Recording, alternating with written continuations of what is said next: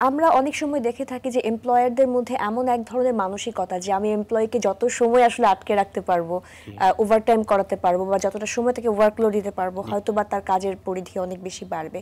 কিন্তু এটা কি আদৌ স্বাস্থ্যকর কিনা? এখানে আমরা অনেক সময় কিন্তু এই যে বলি যে এক্স্যাক্টলি। কোয়ালিটি টাইম নিয়ে সাধারণত যেটা হয় যে মানুষ বাচ্চাদের সমস্যা নিয়ে যখন আসে তখন বলা হয় যে কোয়ালিটি টাইম। তো আমি এক্ষেত্রে বলি যে আপনি ওয়ার্ক প্লেসেও আপনি কতটুকু কোয়ালিটি টাইম দিচ্ছেন।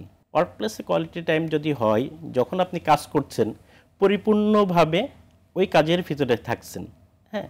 এবং দেখবেন যে অফিসগুলোতে যেটা হয় এবং যারা জব করে তাদের সাথে কথা বললে দেখবেন যে সকালবেলায় আমি খুব মনোযোগ পাই, হ্যাঁ।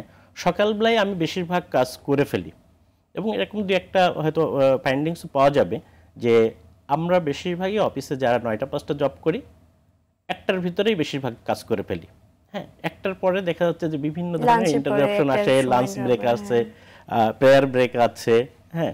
শরীরের ভিতরে একটা ঝিমুনি আছে, আচ্ছা। চা খাওয়ার একটা রীতি আছে অফিসে।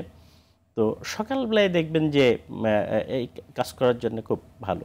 তো এই ক্ষেত্রে যারা কাজ করছেন তারা যেটা করবেন আপনার ডেইলি যে কাজটা আছে আপনি একটা টু ডি লিস্ট বলেন অথবা রুটিন বলেন কাজের শিডিউলে আপনি আপনার যেগুলো গুরুত্বপূর্ণ কাজ বিশেষ করে যেগুলোতে আপনার থট প্রসেসিং লাগে, ডিসিশন মেকিং লাগে, ক্রিয়েটিভিটির কাজগুলো আছে জি। আপনি ট্রাই করবেন সকালের ভিতরে করে ফেলার।